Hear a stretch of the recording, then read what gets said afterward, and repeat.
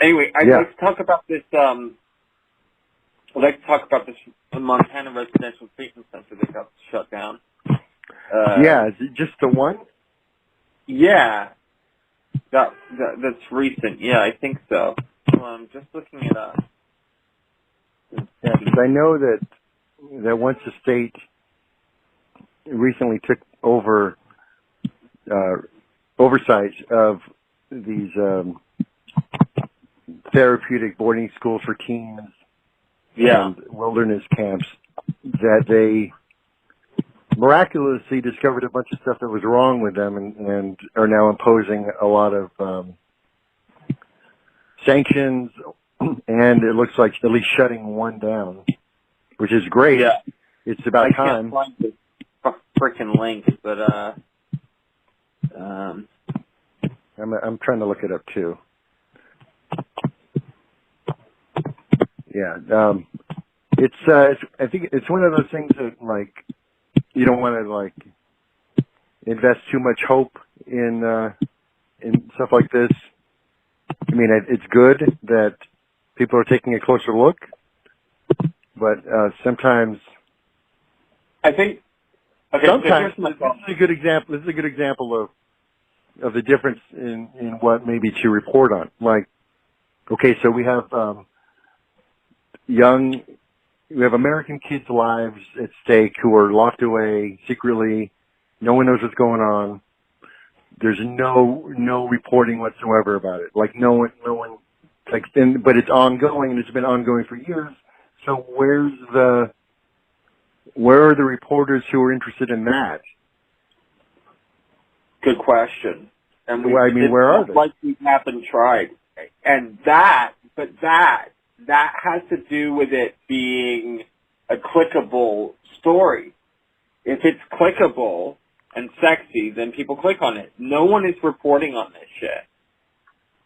Isn't it sexy? You got a bunch of teenagers locked up. I know. I thought the same, but it's not. It doesn't sell. It's not. It doesn't sell the way Epstein fucking teams does, or celebrities. These are the same kids. Like, okay, these are the same fucking kids that were his victims. Maybe not specifically. They're in the same, like, group. Like, I know. Emotionally insecure, troubled, emotionally damaged teen. Yeah. Right, and coming from so-called good families where someone like Epstein or his people could actually find these girls, like, hanging out. Like, the poor girls aren't hanging out in his circles or on that street where they've been picked up and groomed to give him naked massages. But the people, but the kids who are in these therapeutic boarding schools, who've been shipped off to Montana or elsewhere, or Utah or wherever they go, they come from, like, those social circles.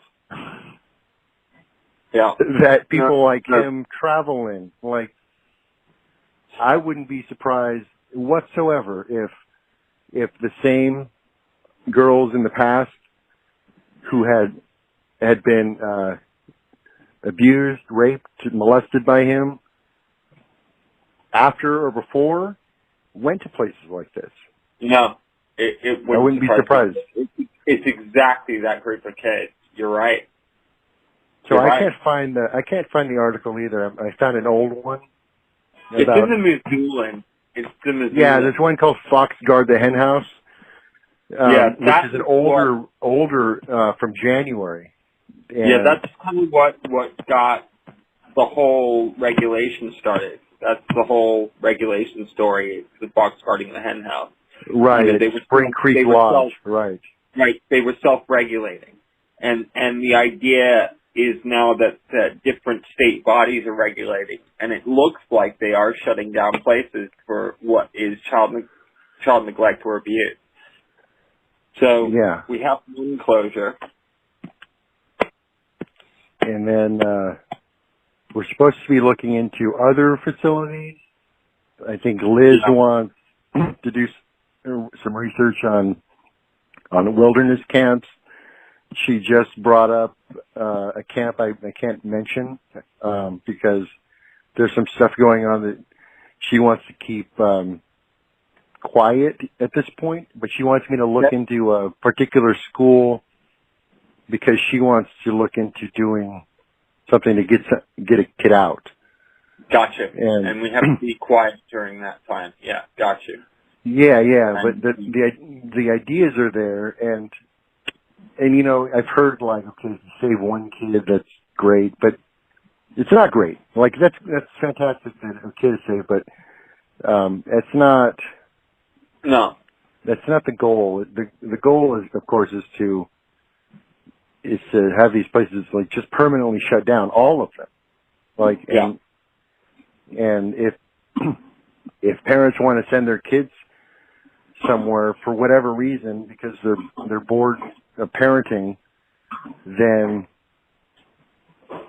people need to determine if that's a good thing at all, and if you should even be allowed to be able to do that. And then if it's decided that, okay, if you can't handle your child and you want to pay money to send them somewhere where they can be taken care of, they actually have to be taken care of. Like, it has to be built from the ground up in a way that has respect for children, actual therapy going on, a plan to reintegrate these kids back into society, because if they're isolated like that, when they finally get out, at least in the situations that exist now, they have no clue about how the world works anymore. So I'd have to say that you've got about 3 months to get that done before shit. Yeah, that seems like a reasonable amount of time, right? Because otherwise, their social circles move on and culture moves on, and you can't reintegrate back in. That's traumatic. Right. When I came back, I couldn't believe what was going on, you know, and all the stuff I had missed, all this stuff, you know, toys and video games, and I couldn't believe what was going on. All these movies that I hadn't seen, didn't know anything about, you know, and it's been 4 years, man. Right. You know, that kind of shit really fucking fucks you up. Yeah, it's like definitely. Stepping out of a time capsule. Mm-hmm. Yeah, I found another article from September of last year about Monarch in Montana, and they were shut down. They were shut down in September of 2017 with 2 days' notice.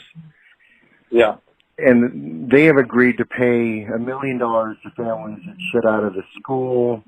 They were sued. This place charged $30,000 a semester as their personal piggy bank, and the operators of it. I promise you, they're fully insured. I promise you. Oh, sure, and $925,000 is pennies. I don't even know how many parents it involves, but they're not the people who operated this place, and now it's shut down. They don't have a worry in the world. They are probably relieved that they don't have to operate it anymore. They can go do whatever they want to do in Hawaii and London and Las Vegas or wherever they choose to travel. But unfortunately, that's not the way this works, because you know that you're going to find these people popped up in another state with another fucking program called like a tennis program or something, you know? Sure, right, or a horse program. And that's how it starts, and then it switches over. They change the name to something else, and they change the site to something else. Once they get therapeutic people in who are stupid enough from University of Phoenix to buy into this shit. It's It's not that hard to see how this all works out. And these people, they play long, man. They play a long game, and they're willing to go state by state. They don't care about their reputation. Right, or out of the country even. You know, we're still dealing with Sunset Bay Academy and California Leadership Academy, the same company, by the way, in Mexico.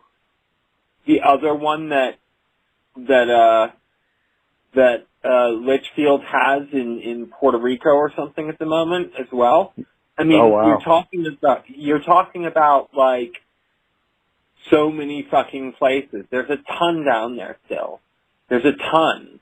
There's probably 10 down there on those islands. You know. Right. A lot. And Puerto Rico's tricky because it's still the United States, but it's so out of reach, and they have their own governance there that no one knows. Like in fact, right now Puerto Rico is in such turmoil that that's the last thing anyone would be looking at. Right. Is the way kids from the mainland are being treated in these horrific therapeutic boarding schools in Puerto Rico. Right. Yeah. It's an immense task, and it's really frustrating sometimes, you know, when we have these conversations, because it feels like, well, for me, I want 1,000 people to be having these conversations, like all the time about what's happening in their community, and shining a bright light on these places and doing something about it. And sometimes it seems like, at least right now, as far as I can tell, we're one of the few people even talking about it. It's crazy. I mean, you've basically got a bunch of survivors, and that's all you've got, man. You know? But we're the people talking about it. We're constantly talking about it. We talk daily about it in groups all the time. We post and then we reply, and we talk about it, and we all agree.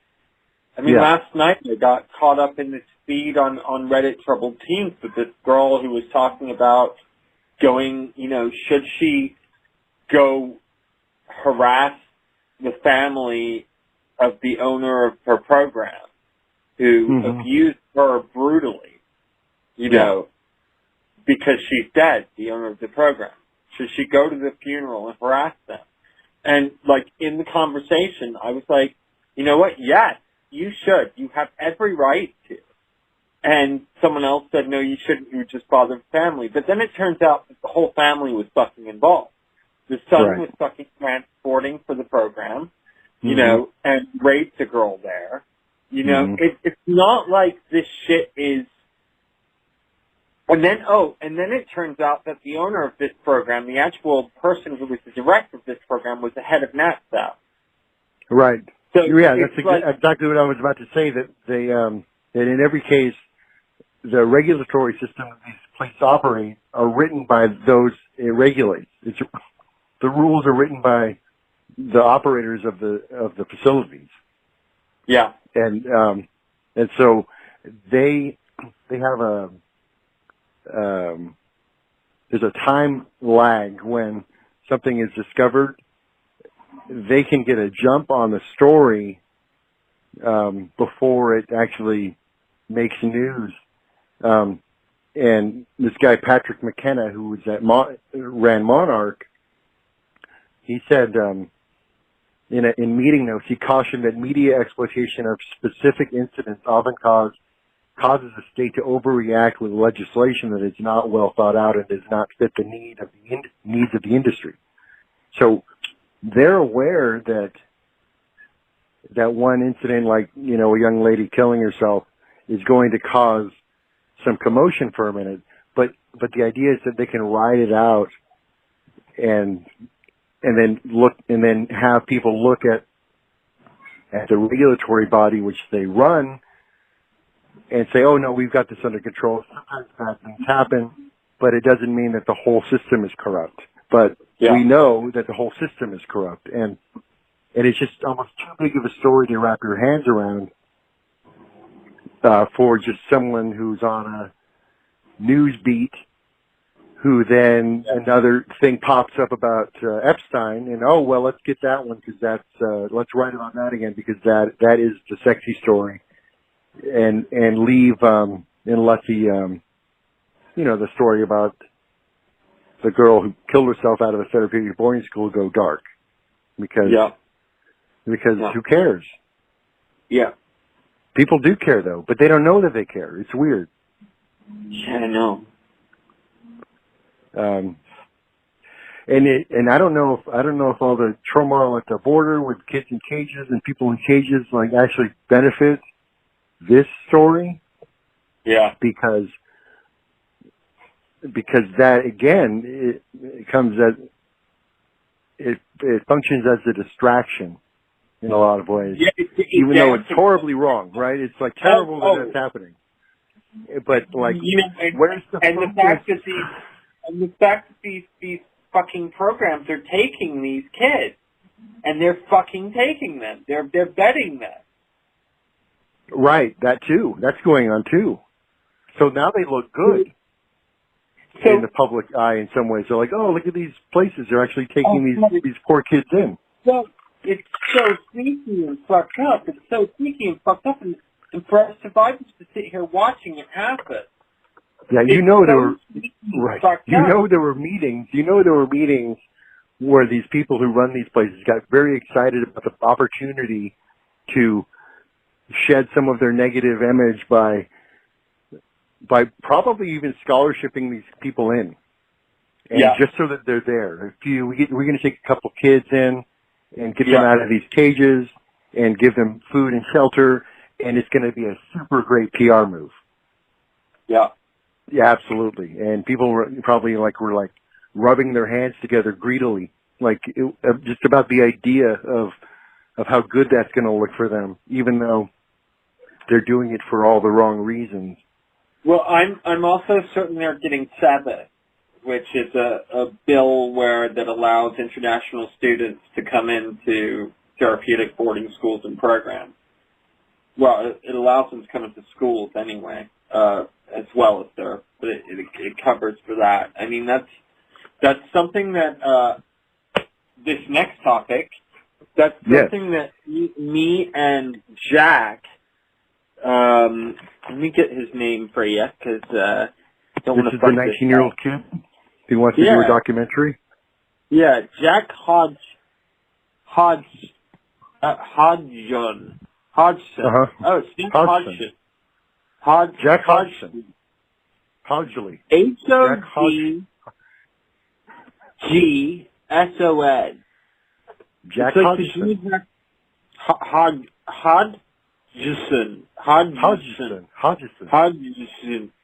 Hodgson. Anyway, well, he'll correct us later after we embarrassingly get his name wrong. He'll come on the show and say, "Listen, it's Hodgson." Yeah, exactly. That's exactly what he'll say. He'll say, "Listen, he will. He'll correct us. It's Hodgson. Get my name right, buddy." Yeah, get it right, buddy. Is he British? Step outside and have this. Wait, is he British? Yeah. So sweet. So he yes. He has interviewed this guy from something called Safe Youth UK, who takes part in sending kids from the UK to American programs. Okay. And that's kind of how this all started for him, and then he met some WASP survivors and wants to make a documentary out of it. He has a Kickstarter page, which I'll pass to you. All right, we'll put it in the description. Yeah. And that's definitely through this thing called SEBA. It's the same thing these immigrant children are coming through. It's definitely done that way. Who's funding that? Do you know?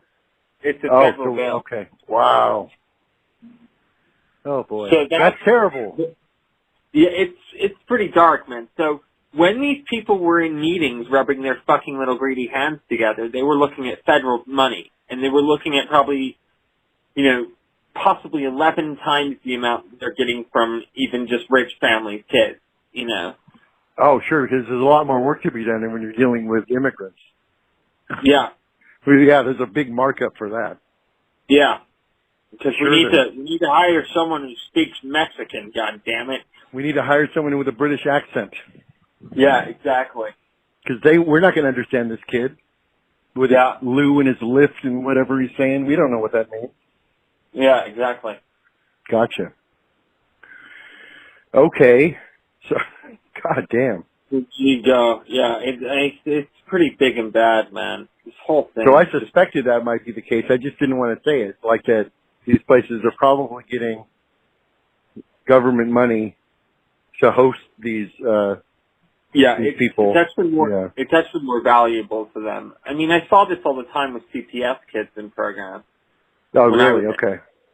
You know, they're worth more money. They're worth way more money. And in so many ways, and they're also worth, like I said, PR. You're like, look at us. Look at us. We're taking these, like, immigrants in. Right. Yeah, right. Dark. You're right. This is a dark show. Very dark show. It's very dark. But we're shedding some light on it, so that's cool. Yeah. Even if we're the only ones talking about it. We're the only ones! Right? Fuck. Well, hey, everybody, other people do this too. Oh, well, Joe Hodgson, he's doing it too. So. There is also that channel, Suburbia's Dirty Little Secrets, that was started by a WASP survivor, but I'm not going to comment. Never mind. Because I have an opinion, and it's not for here right now. Are they, okay, all right, we won't comment on that. That's for them to do, I suppose. They can comment on their own stuff. You're right. And they need to do it anyway. It's good for them. Whatever. So yeah. Oh yeah. Even if like survivor networks and groups are flawed and they're infighting and there are problems and stuff is going wrong and they don't like you and they don't like that other group, that's okay with me. Like, it doesn't help, but it's okay in the sense that I understand why there would be suspicion. I understand why there'd be paranoia and a reluctance out of fear to let other people be involved, because there have been cases that we are very aware of where the enemy, ex-staff, current staff, directors of these programs have infiltrated groups and have caused chaos and have tried to turn people back around to to the idea that, no, it's really okay. So, yeah, I get it. So my hat is off to all these groups who are trying to do something, even if it gets tricky and messy. That's cool. I don't want to, I too don't want to, comment on some of the problems that these groups face with themselves, but keep going for it. That's cool. Get over these problems that you have and keep moving forward. I wish that, we could wave a magic wand and have everyone get along, but that isn't always the case. And a lot of it is because of practices that were employed while they were locked up. Well, I think it's actually, and I've come to a realization about this. I think it's about choice. And I think that when we were in program together, none of us wanted to be there. None of us. All we talked about was going home. If we talked. If we were allowed to. All we were talking about was home. And somewhere else other than this. None of us wanted to be there. We had no choice. We're all forced together into this. And here we are again. All of us don't really want to be in this group. We don't really want to be the only people talking about this. It really shouldn't be our fucking responsibility to figure out all these little networks and the group shouldn't even exist. We should never have a podcast about the troubled teen industry. It shouldn't be a thing. Exactly. None of this should be. And we're all really frustrated, and we're all in there, and we all have to still be together again. None of us want to be together. None of us want to be sick people who are broken. Right. None of us want to. It's very aggravating. Exactly. Yeah. Yeah, exactly. And so, of course, it's going to be... That's my theory on the infighting. And that's why it won't change. That makes a lot of sense. Why, thank you. It does. So the only way out is forward. So the only way out of being able to kind of disband these groups and shows and the whole idea of keeping talking about this stuff is if it goes away. And the only way it goes away is if we keep talking about it. Right. So it's a catch-22 in a way. Right. And there's a magnet to that as well, and that creates kind of a hyped up, hyper euphoric situation as well, I think. I think that in itself is a mental thing. You know, I have to see every day I look at the groups. I do. Yeah. I just do. Right. And I have to see what's going on. And I want to know what the post is. And I want to know what someone's discovered. And I want to keep track on everything, just like everyone else does. We're all in it. We're still all there. In many ways, we're still all there. Yeah. Yeah. Wow. It's true. It's true. Some people are more equipped to handle it. Like some people have never even, what am I trying to say? Some people are more still there than others even. Yeah. Or they have pre-existing mental health conditions that are exaggerated and exacerbated by the whole idea that these places still exist. And it's an ongoing form of torture. It like is. This passive torture that these places still exist, but it becomes very real to those who know about it and are compelled to say something about it to other survivors and continue to share and well up these horrible experiences that they've had in order to gain some therapeutic effect regarding sharing about it. But there are others who will hear about their experiences, and it causes all kinds of emotional turmoil all over again. So it's very tricky. And so I guess the idea is to, like I said, to be as compassionate and understanding about what everyone is going through and to do our best to de-escalate when we can the fighting stuff. And, you know, it's not always possible, but at least understand that this is why it's happening.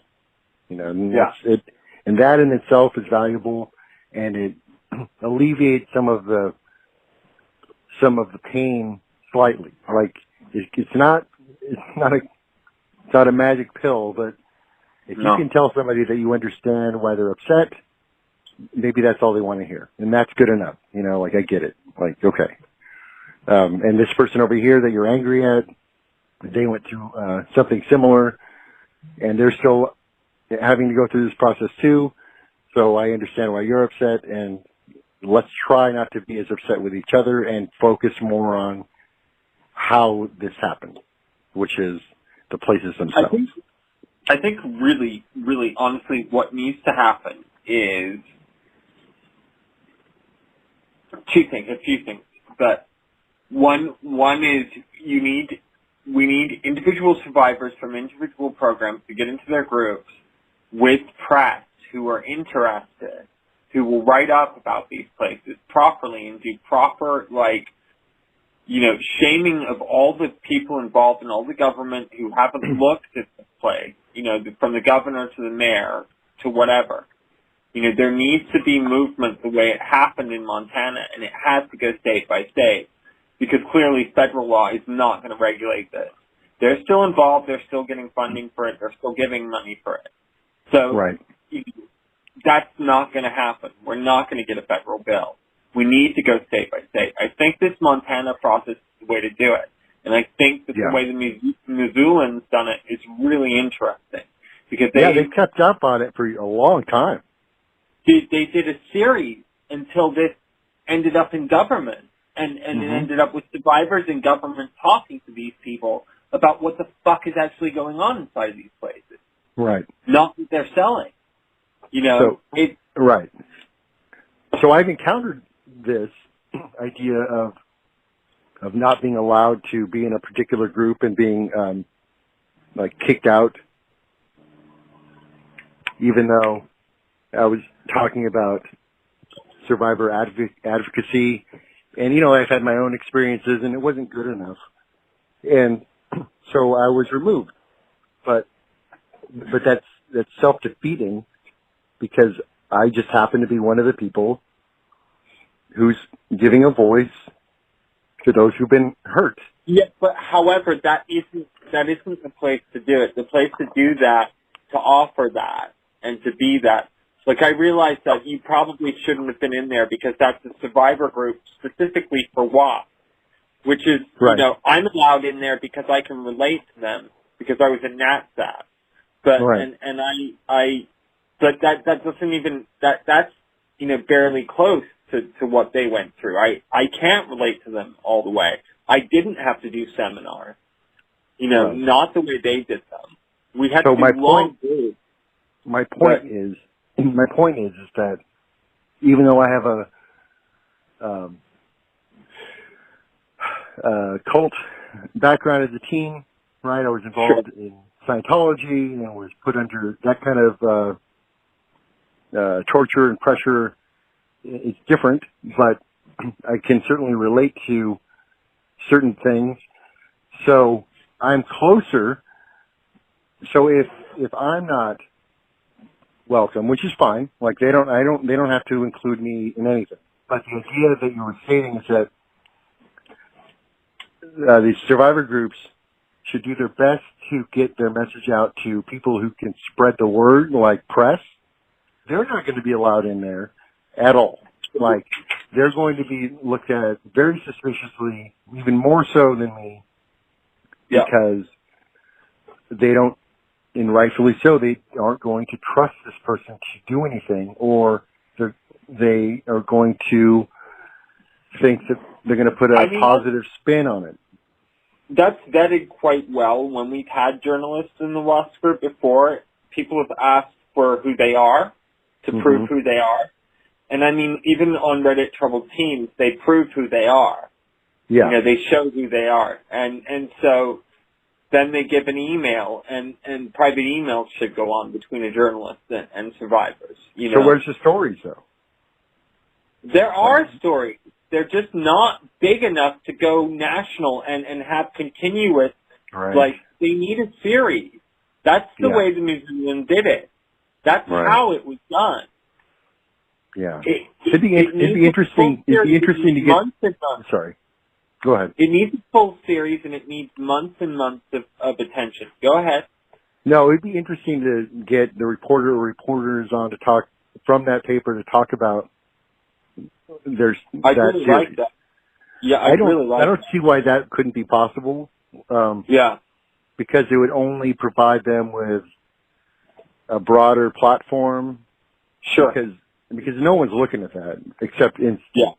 Like nobody. Yeah. Like we are, because we're looking for things specifically and have to search for it. But no one's reading the Missoulian. No, it's true. It's true. So that seems like an interesting idea because however, that did go national. That last one went national, I think. It did. About the shutdown. Yeah, I think so. But I know. It popped up somewhere. And I didn't look for it. It just popped up. I just remember it being like in the New York Post or New York Times or something. Can't remember. Something. Yeah.